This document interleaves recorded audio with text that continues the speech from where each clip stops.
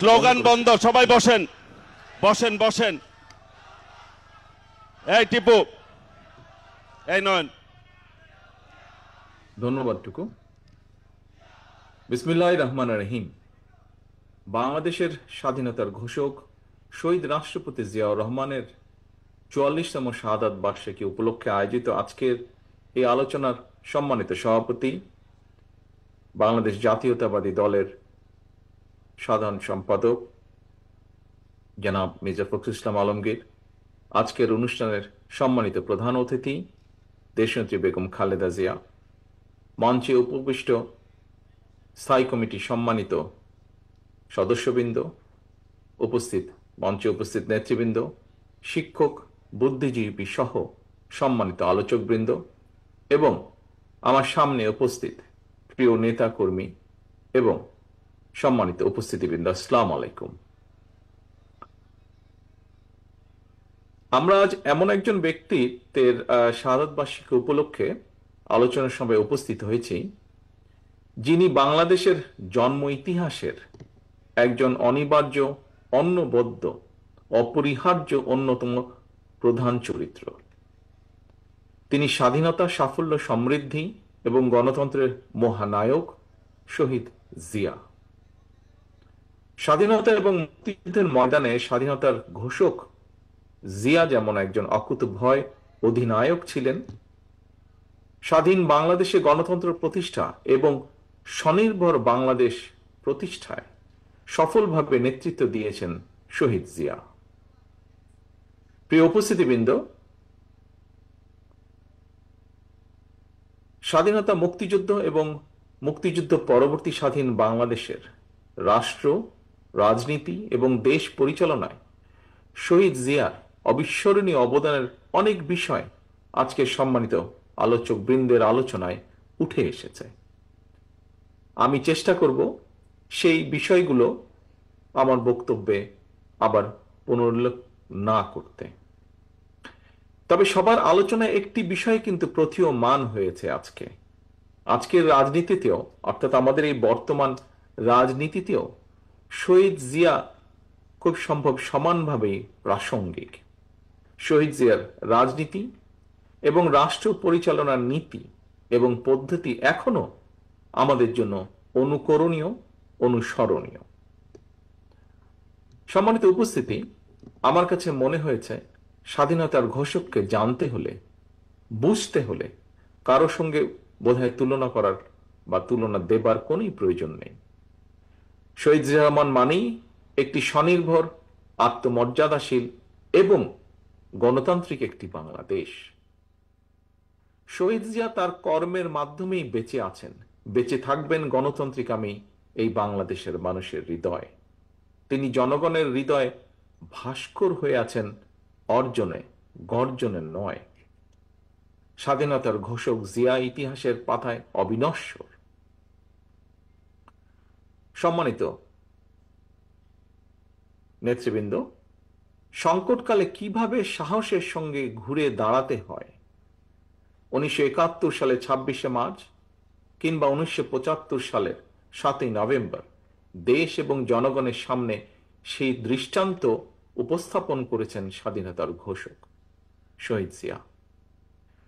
1971 সালের 26শে মার্চ শহীদ জিয়া হঠাৎ করেই কিন্তু স্বাধীনতার ঘোষণা দেননি। একটি স্বাধীন বাংলাদেশের স্বপ্ন কিভাবে তার হৃদয়ে স্থান করে নিয়েছিল, ইতিহাসের আগ্রহী শিক্ষার্থী যারা, আপনাদের প্রতি আহ্বান থাকবে শহীদ জিয়ার নিজের লেখা একটি জাতির জন্ম শীর্ষক যে প্রবন্ধটি, সেটি পড়ে দেখবেন দয়া করে আপনারা। আজকের সম্মানিত উপস্থিতি, মঞ্চে উপস্থিত নেতৃবৃন্দ যারা প্রবীণ নাগরিক রয়েছেন, আপনারা সাক্ষী আছেন, একই সাথে ইতিহাসও সাক্ষী আছে। লাখো শহীদের প্রাণের বিনিময়ে অর্জিত স্বাধীনতা উত্তর যে বাংলাদেশ ছিল, সেটি কিন্তু সেই কয়দিন পরেই স্বাধীনতার পথ হারিয়ে ফেলেছিল। খুন, গুম, অপহরণ, সন্ত্রাস, নৈরাজ্য, সেনাবাহিনীতে অস্থিরতা, সব মিলিয়ে বাংলাদেশকে একটি তাবেদার রাষ্ট্রে পরিণত করেছিল।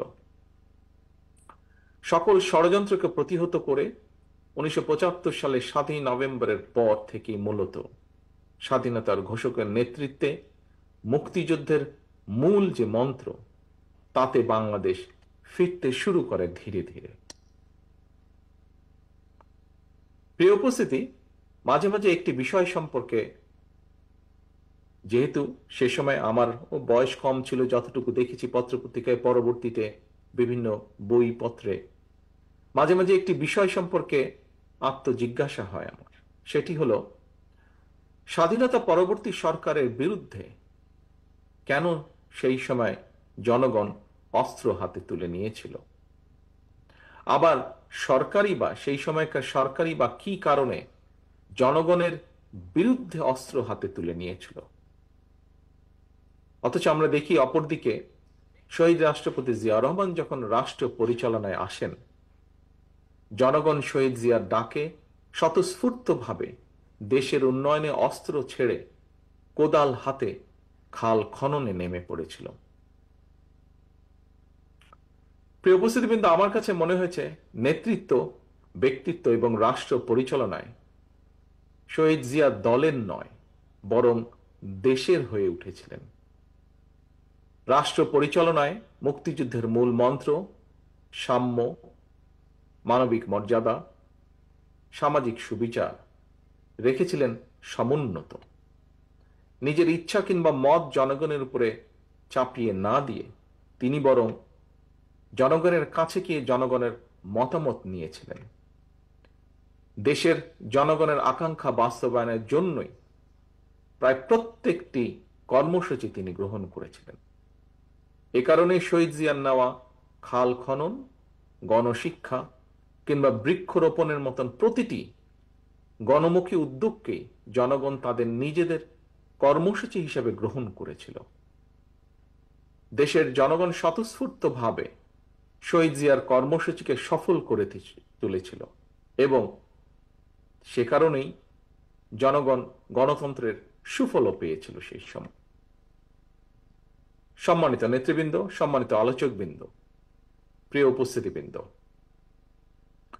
সত্যিকার অর্থেই রাষ্ট্র এবং সরকার পরিচালনায় জনগণের স্বার্থ, জনগণের আকাঙ্ক্ষাকে প্রাধান্য দেওয়াই কিন্তু জরুরি। কারণ কোন সরকার কিংবা সরকার প্রধানের নিজেদের চিন্তা জনগণের উপরে চাপিয়ে দেওয়ার প্রবণতা থেকেই কিন্তু শাসন প্রশাসনে মন মগজে স্বৈরাচারের বীজ রোপিত হয়। রাষ্ট্র এবং সরকারে যাতে স্বৈরাচারের কবলে না পড়ে, এ কারণেই রাষ্ট্রে জনগণের মালিকানা প্রতিষ্ঠা করা অত্যন্ত জরুরি। জনগণের ভোটে জনগণের কাছে জবাবদিহিমূলক সরকার প্রতিষ্ঠার মাধ্যমে একমাত্র রাষ্ট্র এবং সরকারকে জনগণের কাছে দায়বদ্ধ করা যায়। সম্মানিত সভাপতি, হাজারো শহীদের রত্নস্নাত বাংলাদেশে দীর্ঘ 1.5 দশকের ফ্যাসিবাদী শাসনের পতন হয়েছে। একটি অন্তর্বর্তীকালীন সরকার দেশ পরিচালনা করছে বর্তমানে। গণ অভ্যুত্থানের পর বিশেষ পরিস্থিতিতে দায়িত্ব নেওয়া এই সরকার হয়তো বৈধ, তবে এই সরকার কোনোভাবেই কিন্তু জবাবদিহিমূলক নয় এবং জনগণের কাছে এই সরকারের জবাবদিহি করার কোনো সুযোগও নেই। দেশের বর্তমান অন্তর্বর্তীকালীন সরকার 10 মাসেও জাতীয় নির্বাচনের সুস্পষ্ট তারিখ ঘোষণা করেনি। ফলে রাষ্ট্র এবং রাজনীতিতে এক ধরনের অনিশ্চয়তা সৃষ্টি হয়েছে এবং এই অনিশ্চয়তা সৃষ্টি হওয়ার কারণেই আমরা যদি খেয়াল করি, দেশে অর্থনৈতিক কর্মকাণ্ড বলা যায় প্রায় স্থবির হয়ে পড়েছে। জনগণের ভোটে নির্দিষ্ট মেয়াদের একটি স্থিতিশীল সরকার না থাকায় দেশে কাঙ্ক্ষিত বিনিয়োগও হচ্ছে না। আমরা এখানে উপস্থিত প্রায় প্রত্যেকেই গণমাধ্যমে খবরে দেখেছি, ব্যবসায়িক সংগঠনগুলো বলছে নানা কারণে ইতিমধ্যেই শত শত শিল্প কলকারখানা বন্ধ হয়ে গিয়েছে, আরো অনেক কলকারখানা বন্ধ হওয়ার উপক্রম হয়ে পড়ছে। বিভিন্ন সেক্টরে এ ধরনের অস্থিরতা বিরাজ করছে। জনগণ তাদের সমস্যা সম্ভাবনার কথা সরকারের কাছে তুলে ধরার বা বলার কোনো সুযোগ তারা পাচ্ছে না। সম্মানিত সভাপতি, সম্মানিত নেতৃবৃন্দ, অন্তর্বর্তীকালীন সরকারের উপদেষ্টাদের সঙ্গে স্বাভাবিক কারণেই জনগণের কোনোই যোগাযোগ নেই। বিভিন্ন শ্রেণী পেশার মানুষের সমস্যা সম্ভাবনা কিংবা দুঃখ দুর্দশা সম্পর্কে অনেক উপদেষ্টাই ওয়াকেফাল নন। তারা অফিসে বসে ফাইলপত্র দেখে জনগণের সমস্যা চিহ্নিত করে সমাধানের চেষ্টা হয়তো কেউ কেউ করছেন। জনগণের সঙ্গে সরাসরি যোগাযোগ ছাড়া প্রশাসন নির্ভর, ফাইল নির্ভর বা ফাইল ওয়ার্ক দিয়ে সকল সমস্যার সমাধান যদি করা যেতই, তাহলে তো নিশ্চয়ই রাজনৈতিক দল বা রাজনীতির প্রয়োজন হতো না। প্রিয় উপস্থিতি, দেশের জনগণ সরাসরি নিজেদের পছন্দের প্রার্থীকে ভোট দিয়ে একটি জবাবদিহিমূলক সরকার প্রতিষ্ঠিত করতে প্রস্তুত। কিন্তু অন্তর্বর্তীকালীন সরকার মনে হয় জনগণের আকাঙ্ক্ষা উপলব্ধি করতে ব্যর্থ হচ্ছে। গণতন্ত্রের পক্ষের প্রতিটি রাজনৈতিক দলের পক্ষ থেকে লিখিতভাবে অন্তর্বর্তীকালীন সরকারের কাছে সংস্কার প্রস্তাব দেওয়া হয়েছে। এরই ভিতর সংস্কারের ব্যাপারে কিন্তু কোনো রাজনৈতিক দলের তেমন কোনো আপত্তি নেই। তবে সংস্কার নিয়ে সরকারের অযথা সময় ক্ষেপণে আপত্তি অবশ্যই রয়েছে, শুধু রাজনৈতিক দলের নয়, রাজনৈতিক দলগুলোর বাইরেও পত্র পত্রিকার মাধ্যমে আমরা দেখেছি বিভিন্ন সংগঠনও এ ব্যাপারে তাদের আপত্তির কথা জানিয়েছে, এ ব্যাপারে তাদের কনসার্নের কথা জানিয়েছে।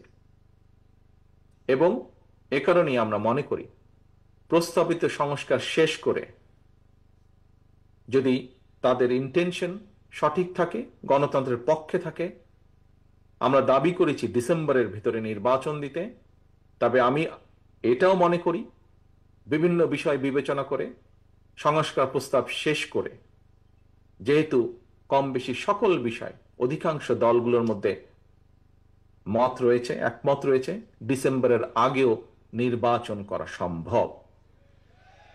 আমি অন্তর্বর্তীকালীন সরকারের কাছে আবারও আহ্বান জানাই, জনগণের আকাঙ্ক্ষাকে ধারণ করুন, অবিলম্বে ডিসেম্বরের মধ্যেই সুনির্দিষ্ট দিনক্ষণ দিয়ে জাতীয় নির্বাচনের তারিখ ঘোষণা করুন। এখানে অন্তর্বর্তীকালীন সরকারের জয় বা পরাজয়ের কোনো কিছুই নেই, বরং স্বাধীনতা প্রিয় জনগণকে একটি সুষ্ঠু নির্বাচন উপহার দিয়ে গণতন্ত্রকেই বিজয়ী করতে সাহায্য করুন। পরিশেষে আজকে এখানে উপস্থিত বিএনপির নেতা কর্মী সহ আপনারা যারা উপস্থিত আছেন, আপনাদেরকে এবং আপনাদের মাধ্যমে বিভিন্নভাবে বিএনপির সর্বস্তরের নেতৃত্বের প্রতি দৃষ্টি আকর্ষণ করে বলতে চাই, স্বাধীনতার ঘোষক শহীদ জিয়ার রাষ্ট্র চিন্তা থেকে প্রতিটি রাজনৈতিক নেতৃত্বের জন্য একটি বার্তা আছে। কি সেই বার্তা? বার্তাটি হলো, রাষ্ট্র পরিচালনায় সফল হতে হলে জনগণের আকাঙ্ক্ষাকে ধারণ করতে হবে, দেশ এবং জনগণের স্বার্থকেই সবার আগে বিবেচনায় আনতে হবে, বিবেচনা করতে হবে। সুতরাং স্বাধীনতার ঘোষকের আদর্শ বাস্তবায়ন করতে চাইলে শহীদ জিয়ার প্রতিটি সৈনিক, দেশনেত্রী খালেদা জিয়ার প্রতিটি কর্মীর প্রতি আমার আহ্বান, আপনারা জনগণের সঙ্গে থাকুন, জনগণকে অবশ্যই সঙ্গে রাখুন। প্রিয় দেশবাসী, বক্তব্য শেষে আমি একজন সন্তান হিসাবে শহীদ রাষ্ট্রপতি জিয়াউর রহমানের রুহের মাগফিরাত কামনা করছি। আপনাদের কাছে তার জন্য আল্লাহর দরবারে দোয়া কামনা করছি এবং এই দোয়া কামনা, রুহের মাগফিরাত কামনার মাধ্যমে আমার বক্তব্য আমি শেষ করছি। আল্লাহ হাফেজ। বাংলাদেশ জিন্দাবাদ, বাংলাদেশ জাতীয়তাবাদী দল জিন্দাবাদ, শহীদ জিয়া অমর হোক। ধন্যবাদ।